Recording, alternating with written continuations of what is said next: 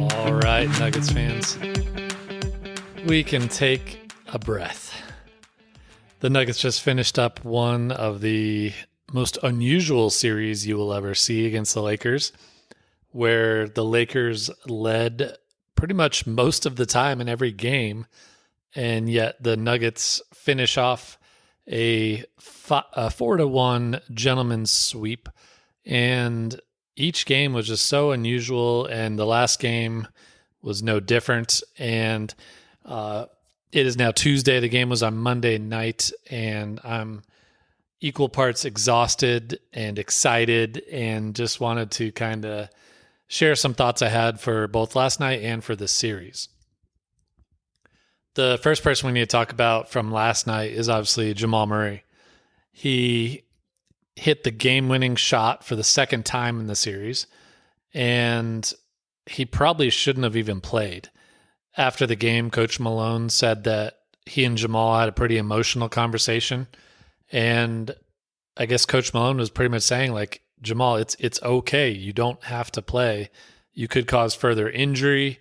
We're trying to look out for you. Like, I understand, the team understands, and I guess Jamal was just very adamant, saying, "Hey, I wouldn't be able to accept the fact that I let my teammates down if I didn't play tonight, or at least give it a try." And so once I heard he was playing, I thought he was going to hobble around a little bit and just give it a go, but just wouldn't be able to do much. But he came out on fire. He scored like 12 points pretty quickly, and obviously that game-winning shot, he looked like playoff Jamal. And so that mentality is just so impressive. I'm still really scared that he's going to injure himself further and we're going to lose him for the rest of the playoffs. But for last night, I think he showed his teammates, he showed his coach, he showed the fans, obviously, just how much he wants to play and be out there. And there's other players, obviously, that do not have that same mentality. They will sit out if they have a little hangnail. But I'm just so thankful Jamal did play last night, because I don't think we would have won without him. And it was just really cool to see his emotions after the game. Obviously, he hit the game-winning shot. The Lakers threw up a half-court heave that missed, and then Jamal just was soaking it in from the crowd. And he went right over to his dad, who was pretty close to the court there, and was just so pumped up. And you could tell that was a really cool moment for them. And when he was getting interviewed after the game, he was kind of speechless. He didn't know what to do, because you can tell he was probably scared of going out there too and risking further injury. But the way the night worked out was just really special. It'd be interesting to see which game-winning shot meant more to him. In the moment after the game, he said that it was that Game 5 one, because it kind of clinched the series. But obviously the other one was pretty special as well, being a buzzer beater. And it was pretty nice that both of them came at home, and the Nuggets fans just got to explode seeing both of those shots. So it was just a really cool experience as a fan to see someone kind of gut it out like that. Probably being a little bit too risky with an injury, but for the good of the team, it worked out pretty much as good as you could have hoped for. And I think the Nuggets have a lot of guys like that. And I kind of want to go over a couple of the main guys, just because this series really showed a mental toughness and really just kind of about what makes this team so special. And the fact that we have a group of guys that all kind of are on the same wavelength as far as like, hey, this is a team. I do what's best for the team. And if that means going out there when I'm bumped, bruised, muscle strains, anything, it's going to have to happen. So last thing on Jamal is just, it's kind of ridiculous at this point how different a player he is in the regular season and in the playoffs. He doesn't like the nickname Playoff Jamal, but you can't deny it. He has the NBA record for his point per game average increasing from the regular season to the playoffs. And then just all these big moments. You can make an entire highlight reel of just his big playoff moments. And yet it's very possible that he's going to go down as one of the greatest playoff performers ever. And he doesn't take the regular season serious enough to the point where he might never be an all-star. The West is so loaded with just young guards and talent overall that it's very possible he doesn't get those accolades for the regular season, yet he'll go down as one of the most clutch, big-time playoff performers ever, and hopefully that leads to multiple championships. And I'm sure if you ask Jamal, that's what he really cares about. The next guy I got to talk about is MPJ. The whole series, there were some players on the Nuggets that it just didn't look like they were giving full effort or kind of in cruise control a little bit. But MPJ was not one of those guys. I feel like he was always giving top-level effort, and he just shot so well this entire series. He was making big shot after big shot. In LA, he had that huge play where he dove on the ground for a loose ball and then passed it to Jokic. And just his mentality, he led by example. He scored a bunch of points. Those threes were huge. His threes always seem to be worth more than just 3 points. They always seem to be big shots coming at a big time, or kind of backbreakers that if the Nuggets are on a run, you know MPJ is going to get open and swish a three, and it just kind of demoralizes the other team. So he was so steady and so awesome the entire series. And it's kind of hard to think about now because it's been maybe a week or two since all the stuff happened, but he's going through one of the hardest periods off the court in his life right now. One brother just got banned from the NBA for life for gambling, and then his other brother was sentenced to jail for a drunken driving incident. So he's dealing with all sorts of stuff off the court, but you wouldn't be able to tell by the way he's playing on the court. He is locked in, and it's just so fun to see him. Like, he has that big smile. It's so fun to see him. He's loving life out there right now because his shot is so pure, and he's looking. You couldn't ask for a better third or fourth option on the Nuggets, but that's the beauty of the team aspect that we're going over right now. Is there's nights where he's the fifth option, but then there's nights where he's the first option. He's so talented and has accepted his role as part of this team so well that the Nuggets, they just fit so well together with so much talent that's why people keep using the word inevitable for them. When the Nuggets are on, they're just so hard to beat. AG kind of falls along that same line. He will do what is necessary to win. Last night, it was more rebounding and defense. He had a huge night in LA, and he scored, I think it was like 29 points and 15 rebounds. He was a monster. But last night, he was doing the dirty stuff, just kind of, he'll guard LeBron, he'll guard AD, he'll do whatever needs to be done to help the team win. And one thing I think that's kind of underrated from last night, he hit a giant three-pointer right before halftime. And obviously when we only win by 2 points, every shot counts. And that shot, I think, was a little bit underrated. Obviously, it's not our top choice for AG to be taking three-pointers, but he sunk that one, and it ended up being huge.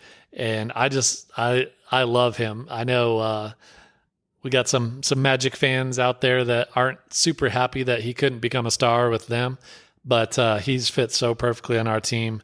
And I think this next series, he'll be even more important just with how big Minnesota is as well. KCP also got injured in the game last night.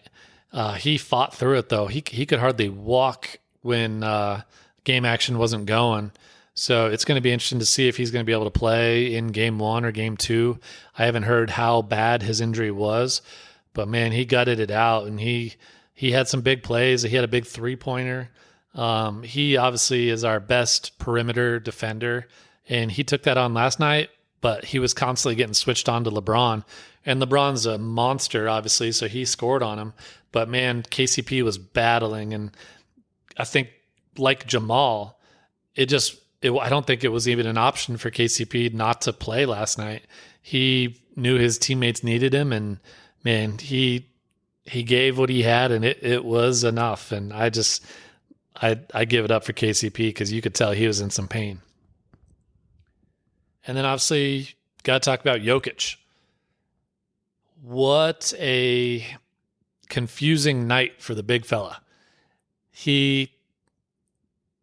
This whole series, he never really looked like he was putting forth full effort. He's a basketball genius. He's one of the best players ever. So it's tough to question him because I feel like he was putting in just enough effort, and he knew exactly what was just enough, obviously by the way that we kept coming back. Last night he was especially passive as far as he knew the Lakers were doing a double team every time he touched the ball. And so he was passing almost immediately, trying to find the open guy, trying to get his teammates going. And it was a little bit frustrating watching because I've seen him before. He can split a double team. He can still score with 2 guys, 3 guys on him. And last night he just wasn't even looking at the basket for the majority of the game. But you got to give it up for Jokic. He knows what he's doing. Hopefully he was saving himself a little bit of energy that he'll be able to take on all those 7-footers that Minnesota is going to throw at him. But when we win 5-1, I can't complain. He just wasn't playing to the level we know he can play to. Eric on the DNVR podcast last night, I think, said it best, that Jokic has reached a level that we can only compare him to himself. And so we've seen him dominate games, both as a scorer, both as a passer, a defender. Just with his mind, he can dominate a game. And so seeing him kind of passively just pass out of these double teams every single time was, like I said, confusing, but it obviously worked. And when you compare him to other players, his numbers are just absolutely ridiculous. Last night, he had another 20-20 and 9 assists. He didn't quite get another triple-double with 20-20.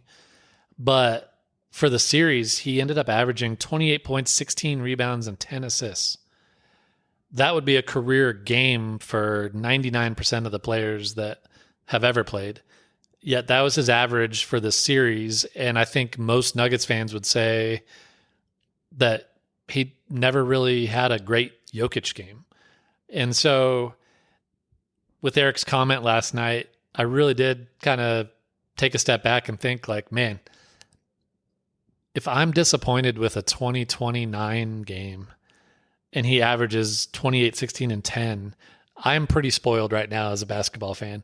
I have to be so thankful that he is on our team and that he has done what he's done already and will probably do for many more years. So it was a good perspective because it is frustrating sometimes, but at the same time, he's so amazing and I just love watching him so much. And just think what he could do if he ever got to shoot a free throw. He was getting beat up last night and got 0 free throws. Coach Malone called it out in the post-game press conference right away, and he kind of did it in a tongue-in-cheek way of saying, yeah, it's really amazing. Jokic didn't miss a single free throw tonight. He went 0 for 0, and then just kind of paused for effect. And so it really is ridiculous because he's so big and powerful that the refs just kind of let other players just maul him to death, and that's how he gets all those scratches on his arms, and they're yanking at his jersey all the time and everything. But he's a beast. He powers through it and puts up those giant numbers, and then spoiled me sits at home and was like, oh, why didn't you do more? But he's the best. So as we look back on the series as a whole, like I said, it was a gentleman's sweep, which means we let them win one game, but we took care of business otherwise. I talked about how Jokic and some of the players kind of seemed like they were in cruise control for quite a large portion of the series, and I'm almost wondering, were they just trying to save energy, or was it almost like you hate to say it, but like a little bit of a lack of respect for the Lakers. The Nuggets won 11 games in a row against the Lakers, even though after we swept the Lakers last year, the Lakers were talking quite a bit during the training camp before the season started, saying they'd had some conversations and they had made some adjustments and they were ready to go. And then we proceeded to beat them on opening night. We beat them on the Kobe statue night. We beat them again on the night that LeBron passed 40,000 career points. And then we went ahead and just beat them 4 out of 5 games in the playoffs. So it's obvious the Nuggets are a better team, but I just wonder, were they saving some energy or was it a little bit of lack of respect? So I just thought that was interesting.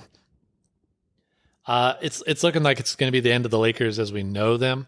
There's already reports today saying they're going to fire their head coach, that LeBron's probably going to opt out of his contract and look at other options. That doesn't necessarily mean that he won't come back, because obviously he loves LA and he just likes kind of putting pressure on teams so that they'll make moves.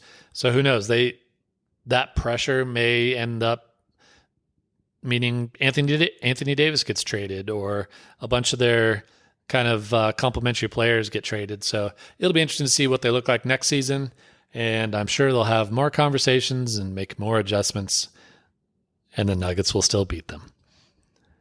So one thing that just kind of sticks out with this series in general is Jokic should be looked at as an all-time great. Murray should be looked at as an all-time great playoff performer. But it's the team in general, and then obviously Coach Malone of how he leads the team. I hope that we're getting to the point where this Nuggets starting 5 gets remembered as a great starting unit in general. Throughout this series, everybody had moments where they just came up huge, and it's just so fun to see them get excited for each other when the other guys have the big moments. And it seems like they really love playing with each other. And I think Denver's just lucky to have a team like this. It's beautiful basketball. The guys seem to have the right attitude, and the guys are young. So hopefully we can do this for a couple more years and just enjoy this golden era that we're in. But now we have to look forward to the second round. And Minnesota, they swept their way past the Suns, which, oh my goodness, the Suns were such a mess this year, but I think everybody knows that. Minnesota, last year in the playoffs, they were our toughest matchup, and I think they're going to be again. I think they're even better than last year. If you'll remember, last year they had both Naz Reid and Jaden McDaniels, which are 2 of their top players. Both of them were injured last year and did not play. So I think they're going to be better because they're healthier, but also because Anthony Edwards he's become a superstar. He's so talented. Obviously, everybody loves watching him play, but I think it helps too that he has a really fun personality, and people just kind of love everything about him. And he is going to be a beast, and I love him. And I'll apologize in advance because I will basketball hate him for 2 weeks, and then I'll go back to loving him. The T-Wolves defense is legit. They have Karl-Anthony Towns and Rudy Gobert, 2 7-footers to throw at Jokic. Jaden McDaniels is he's all arms and legs, so he's going to swallow up Jamal Murray. And if he doesn't, they have Nickeil Alexander-Walker. And so it's going to be a tough series. These guys, they play defense with joy, and that's unusual. Like they seem to love shutting people down. And so it's really going to be an interesting kind of battle of wills, because the Nuggets offense is beautiful and the T-Wolves defense is beautiful. And so it'll be really, I'm expecting a battle. I would be shocked if either team won in less than 6 or 7 games. So we'll have to see how it plays out. And before I sign off for today, I just did want to give a few quick keys to the series as far as what I think, and we'll see how it kind of plays out. So number 1 is, can we slow down Anthony Edwards? I would not be surprised if he kind of pulls a Devin Booker from last year, where he averages something ridiculous like 40 points against the Nuggets for the round, but the Nuggets still win. He is that talented, and I'm just kind of mentally preparing myself that we can still win, but he's going to get a ton of points. On the Minnesota side, I'm interested to see who guards Jokic. Often they will put a smaller player such as Kyle Anderson or someone like that on Jokic, and then let Rudy Gobert just be kind of lurking behind him as a help defender. I think Jokic is used to that strategy. Every team uses something similar to that. Gobert is the best at being that help defender, and I think it does bother Jokic just because he's so long. But Jokic is a basketball computer. He has everything figured out, and so I'm really interested to see if his strategy is just to get the smaller guy in foul trouble, just to go right at Gobert and then pass out to open three-point shooter. It's really going to be interesting to see how they approach it. And if they ever use Karl-Anthony Towns on Jokic. He's not the best defender, but he is big.